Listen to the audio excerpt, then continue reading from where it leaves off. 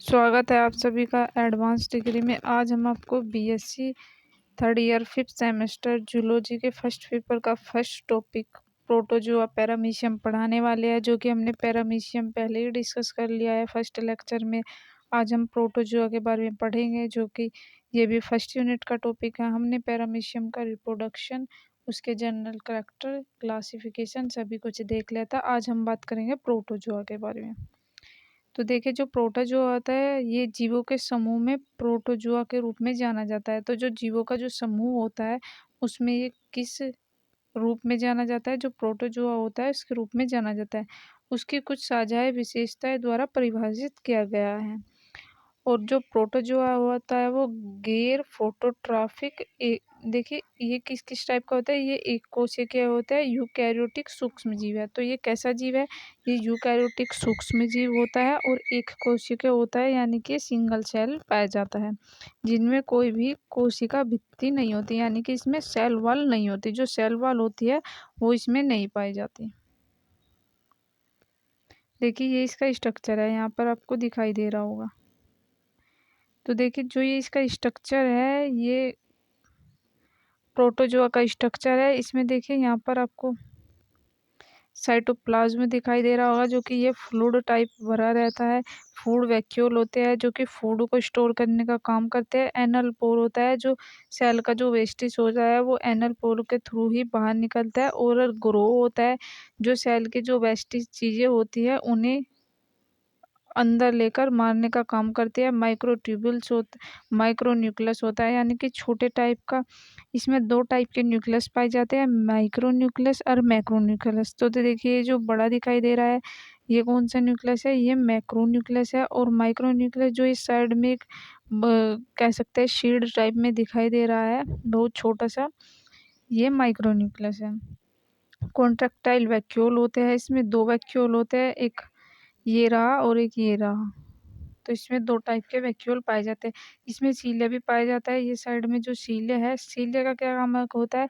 ये सेल जो होते हैं उसे लोकोमोशन में हेल्प करता है।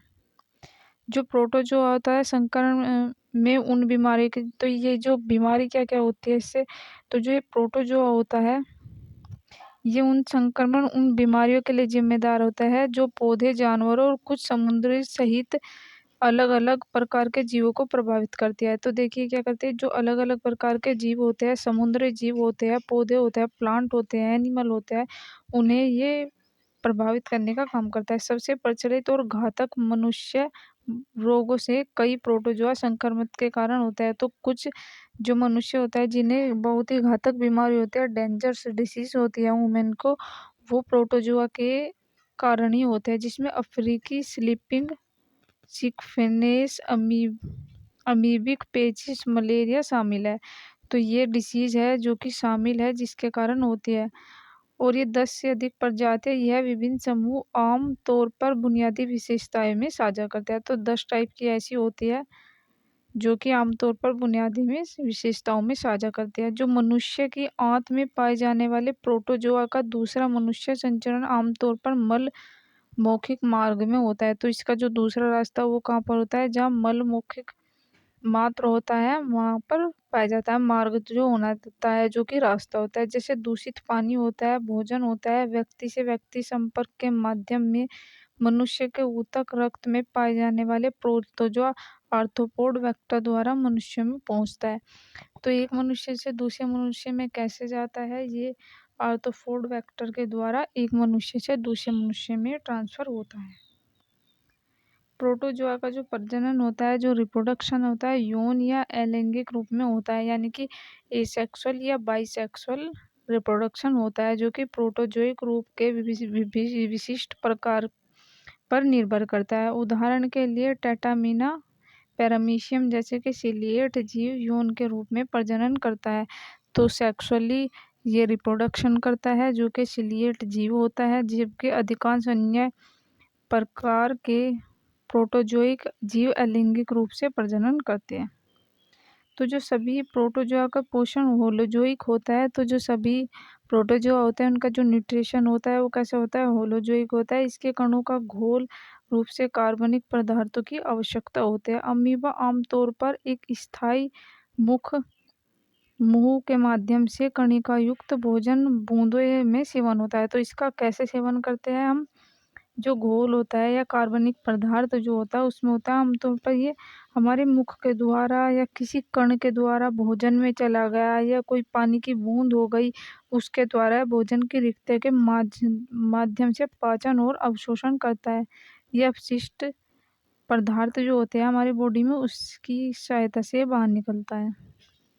प्रोटो जो है सिंगल सेल है, यूकैरियोटिक है, इनमें कोई भी सेल वॉल नहीं पाई जाती, विषमपोषी होते हैं। अन्य जीवों में कार्बनिक पदार्थों से भोजन पदार्थ होता है। जो अन्य जीव होते हैं जो उनका कार्बनिक पदार्थ होता है उससे इन्हें भोजन प्राप्त होता है। यानी कि इनका भोजन कैसे बनता है? जो प्रोटो जो होते हैं, जो वेस्टेज होते हैं, जो कार्बनिक पदार्थ होते हैं उनसे ये अपना भोजन बनाते हैं। इसमें कुछ मुक्त जीवी होते हैं यानी कि फ्री लिविंग होते हैं, जबकि कुछ परजीवी होते हैं अन्य जीवों के भीतर या बाहर रहते हैं, यानी कि ये अंदर भी रहते हैं कुछ जीवों के और कुछ जीवों के बाहर भी ये रहते हैं। प्रोटोजोआ की कुछ मुख्य विशेषताएं हैं। पहला है एक कोशिकीय। प्रोटोजोआ एक सेल से ही बने होते हैं। इनमें से कोई भी जैविक कार्य इसी एक कोशिका में होता है। और जो ये तो मैंने एक कोशिका बता दी। अब यूकैरियोटिक सेल जो होते हैं इसमें कोशिका एक नाभिक होती है जो न्यूक्लियस होता है। इसमें एक न्यूक्लियस पाया जाता है जो कि झिल्ली से घिरा रहता है और डीएनए अन्य महत्वपूर्ण अणुओं से घिरा रहता है। तो ये था प्रोटोजोआ का टॉपिक। अगली वीडियो में इसके कैनाल सिस्टम के बारे में बात करेंगे। जल्दी आपकी यूनिट कंप्लीट हो जाएगी। हमने इसके 2 टॉपिक डिस्कस कर लिए। तो चलिए मिलते हैं इसके नए टॉपिक के साथ में। जब तक के लिए आप हमारे चैनल से जुड़े रहिएगा। तो थैंक यू गाइस, मिलते हैं किसी नए टॉपिक के साथ में।